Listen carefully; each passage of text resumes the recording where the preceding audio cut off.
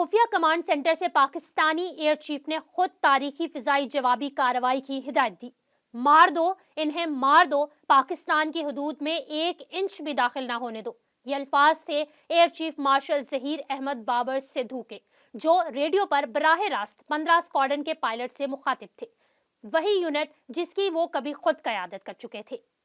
Pakistan air force خفیہ اور محفوظ کمانڈ سینٹر میں جیسے ہی بھارتی رافیل طیاروں کو بٹنڈا کے علاقے میں نشانہ بنانے جانے کی تصاویر سکرین پر نمودار ہوئی، کمرے میں اللہ اکبر کے نعروں کی گونج بلند ہو گئی۔ یہ لمحہ 2 ایٹمی طاقتوں کے درمیان تیزی سے بڑھتی ہوئی کشیدگی کا نقطۂ عروج تھا۔ 22 اپریل کو بھارتی زیر انتظام کشمیر کے علاقے پہلگام میں ہونے والے دہشت گرد حملے، جس کا الزام بھارت نے پاکستان پر عائد کیا، کے بعد سے پاکستانی فضائیہ ہائی الرٹ تھی۔ آپریشنل ذرائع کے مطابق ایئر چیف نے صورتحال کی خود کمان سنبھال لی تھی اور وہ لگاتار 4 دن تک نیند کے بغیر اسی خفیہ نیورو سینٹر سے کام کر رہے تھے۔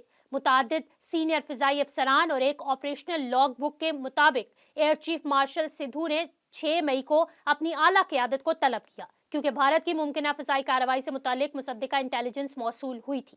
جنگ کے بادل منڈلاتے دیکھ کر پاکستان نے فوری طور پر نگرانی سے فعال دفاع کی جانب قدم بڑھا دیا۔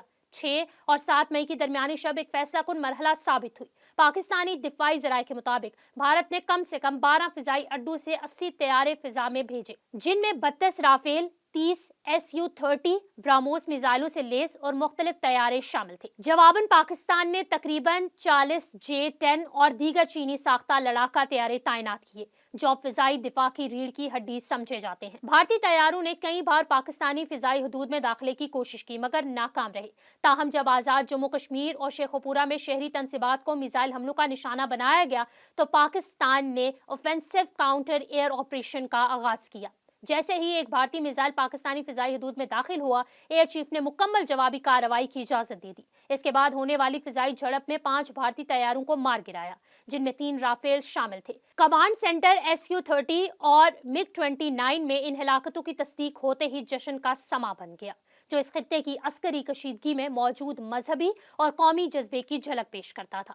مگر لڑائی یہیں ختم نہ ہوئی۔ 9 اور 10 مئی کو پاکستان کی جوابی کارروائی ایک نئی حکمت عملی کے تحت آپریشن بنیان المرصوص، عربی میں فولادی دیوار کے نام سے، اگلے مرحلے میں داخل ہوئی۔ اس آپریشن کا اصول تھا شدت سے امن قائم کرنا، یعنی دشمن کو فیصلہ کن مگر محدود نقصان پہنچا کر کشیدگی کا خاتمہ کرنا۔ شہری ہلاکتوں سے گریز کرتے ہوئے ذرائع کے مطابق قومی قیادت نے اس جوابی کارروائی کی منظوری اپنے وقت اور طریقے کے مطابق دی، جس میں صرف ان بھارتی فوجی تنصیبات کو نشانہ بنایا گیا جو جارحانہ کارروائیوں میں ملوث تھی، جبکہ شہری علاقوں کو مکمل طور پر چھوڑ دیا گیا۔ محض 5 سے 6 گھنٹوں میں پاکستانی فضائیہ نے 26 اہداف کو نشانہ بنایا، جن میں 15 فضائی اڈے بھی شامل تھے، جو بھارت کی جانب سے حملے کا جواب تھا۔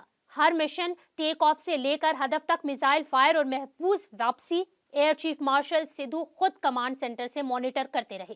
اس کارروائی میں صرف فضائی حملے نہیں بلکہ سائبر سپیس اور الیکٹرانک وارفیئر کی ٹیکنیکس بھی شامل تھی، جن کے ذریعے بھارتی مواصلاتی نظام، ٹارگیٹنگ سسٹمز اور وارننگ نیٹ ورکس کو شدید نقصان پہنچایا گیا۔ ذرائع کے مطابق یہ تمام سرگرمیاں تینوں افواج کی مشترکہ ہم آہنگی کے تحت نہایت مربوط انداز میں انجام دی گئی۔